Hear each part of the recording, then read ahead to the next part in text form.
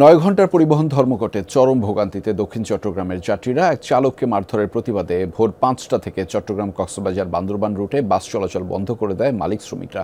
প্রশাসনের আশ্বাসে বেলা 2টায় পরিস্থিতি স্বাভাবিক হয়।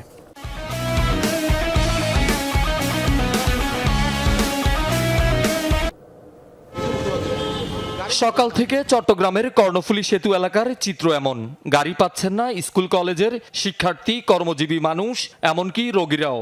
চালককে মারধরের প্রতিবাদে চট্টগ্রাম থেকে দক্ষিণ চট্টগ্রাম, কক্সবাজার ও বান্দরবান সড়কে যান চলাচল বন্ধ করে দেয় মালিক শ্রমিকরা। ফলে ভোগান্তিতে পড়েন এসব রুটের যাত্রীরা। গাড়ি না পেয়ে পায়ে হেঁটে গন্তব্যে রওনা দেন অনেকে। হাজার হাজার মানুষ হেঁটে হেঁটে আসতেছে, একটা গাড়ি নেই। কেউ ট্রাকে পারলে ট্রাক উঠতেছে, কেউ হেঁটে হেঁটে আসতেছে। শিক্ষার্থী এবং পরীক্ষার্থী এবং ওই মেডিকেল ছাত্রী, অনেক রোগী আটকে পড়ে রয়েছে। আমি ডাক্তারের কাছে যাচ্ছি, সেজন্য কষ্ট পাচ্ছি এখান থেকে আসার সময়। মসজিদ থেকে আগের থেকে আসতেছি, হেঁটে হেঁটে যা অবস্থা, যা দুর্গতি, কি কারণ বুঝতেছি না তো। বিকল্প উপায়ে ছোট ছোট যানবাহনে গন্তব্যে পৌঁছাতে গিয়ে গুনতে হয়েছে স্বাভাবিকের চেয়ে দ্বিগুণ ভাড়া।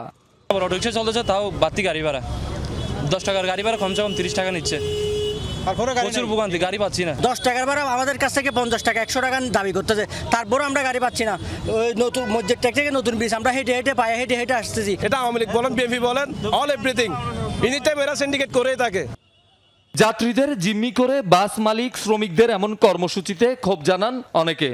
কোনো একটা কিছু থাকলে আগে থাকে একটা বিবৃতি দিতে হয়, কোনো কিছু জানলাম না। আমরাগুলো আন্দোলনটা করার আগে আমাদেরকে বলা উচিত ছিল যে আজকে গাড়ি চলবে না, তাহলে মানুষ ওইভাবে প্রিপারেশন নিয়ে যাত্রার কর্মস্থলে যাত্রা যাবে। আমাদেরকে জনগণের আমি জীবিকা লাগবো, সমস্যার সমাধান আছে, সরকার আছে, উপদেষ্টা মন্ত্রীর কাছে বসে সমাধান করবে। আমার জনগণের কষ্ট দেওয়ার কোনো অধিকার নেই তারা। পরিবহন শ্রমিকরা জানান, চাঁদা দিতে অস্বীকার করায় হানিফ পরিবহনের চালক আলী আসগরকে মারধর করাই এই কর্মসূচি। আন্দোলন করছি চাঁদাবাজির বিরুদ্ধে।